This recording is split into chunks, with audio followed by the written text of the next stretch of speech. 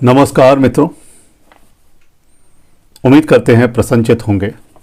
बात कर रहे हैं आपके सप्तम भाव की पत्नी, भावी पत्नी कैसी होगी। ये वीडियो मेरा पुरुष दोस्तों के लिए है। जिनकी शादी हो गई वो भी थोड़ा मिला के देख लें, उनको भी समझ आ जाएगा, और जिनकी नहीं हुई है उनको ये पता लग जाएगा कि किस तरह की उनको पत्नी मिलने वाली है। पूरा वीडियो देखने का निवेदन इसलिए कर रहा हूँ कि अंत में मैं आपको एक निःशुल्क सेवा देता हूँ, कोई नहीं देता है, नए दोस्तों के लिए खास तौर पे। D9 चार्ट निकालिए, देखिए नवमाश कुंडली में, कुंडली के नवमाश में सप्तम भाव से, सेवंथ भाव से मंगल अगर वहाँ बैठे हैं या शुक्र बैठे हैं, और इन दोनों का, मंगल और शुक्र का राशि परिवर्तन हो रहा है।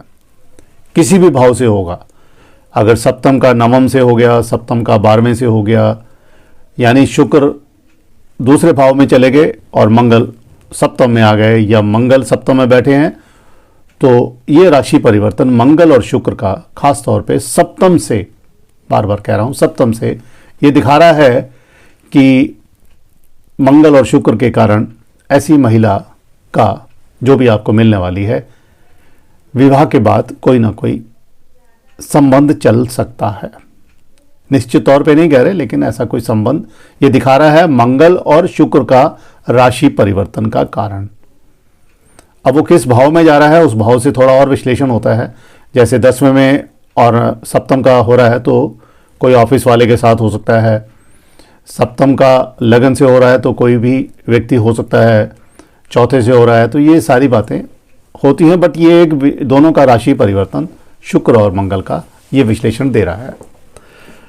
और नवमाश कुंडली के सप्तम भाव में शुभ ग्रह बैठे हैं, चंद्रमा, बुध, गुरु और शुक्र, इनकी राशि भी है और ग्रह भी बैठे हैं इनके साथ, अपनी उच्च राशि बना गए। तो मान लीजिए ऐसे लोगों की लॉटरी खुल गई, बहुत ही पत्नी मिलेगी भाग्यवान, पति को प्यार करने वाली, परिवार को खूब अपना श्रम देगी, मेहनत देगी, और हो सकता है धन का लाभ भी दे, यानी नौकरी पेशा भी हो, संतान की उत्तम प्राप्ति का भी ये संकेत होता है। नवमाश कुंडली के सप्तम भाव में चंद्रमा और शुक्र की युति बन जाती है, एक साथ बैठ जाएं तो क्या दिखाएगा, ये चंद्रमा और शुक्र की युति थोड़ी ऐसी महिला ईर्ष्यालु होगी, दूसरों से ईर्ष्या करेगी, अपने ही स्त्रीलिंग के लोगों से, पुरुषों से नहीं, ईर्ष्यालु प्रवृत्ति इसकी आ जाती है। चंद्रमा और बुध बैठ गए सप्तम भाव में तो मान लीजिए बहुत ही गुणी, सुखी, निपुण स्त्री होगी। सप्तम भाव में आपके नवमाश कुंडली में शुक्र और बुध एक साथ बैठे हैं। शुक्र जो होता है वैभव का प्रदर्शन करता है, बुध इंटेलिजेंट होता है। तो ये मान लीजिए ऐसी लड़की जो आपको मिलेगी भावी पत्नी के रूप में, प्रेमिका के रूप में, कलात्मक रूप से आगे बढ़ने वाली होगी और इंटेलिजेंट भी होगी, पढ़ाई लिखाई भी उत्तम होगी, पति की प्रिय होगी, आकर्षक होगी। अब इसके साथ कोई ऐसा योग बन गया, चंद्रमा और बुध एक साथ बैठ गए सप्तम भाव में, शुक्र भी बैठ गए, कई बार तीन ग्रह बैठ जाते हैं, 5 भी बैठ जाते हैं, ज़्यादा बहुत उत्तम नहीं होता ज़्यादा ग्रह बैठना, लेकिन अगर 3 चंद्र, बुध और शुक्र बैठ गए, ये जो युति है इन तीनों की, ये कॉम्बिनेशन बहुत ही उत्तम माना जाता है दोस्तों। ऐसी लड़की परिवार में आते ही धनी परिवार से होगी, ये नज़र आ रहा है, सुखी होगी, प्रतिभाशाली होगी, इंटेलिजेंट होगी, और आपके परिवार को आगे बढ़ाने में बहुत मदद करेगी।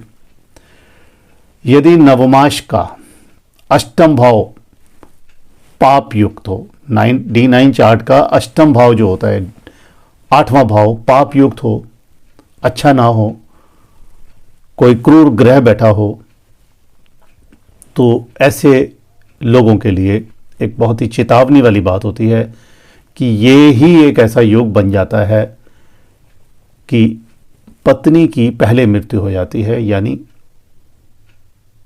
पत्नी का सुख कुछ समय के लिए होता है। और सप्तम में भी अगर पाप युक्त ग्रह बैठ गए, दृष्टि भी पाप की है, शनि राहु बैठ गए, शनि केतु बैठ गए, तो ये भी एक अच्छा कॉम्बिनेशन नहीं माना जाता।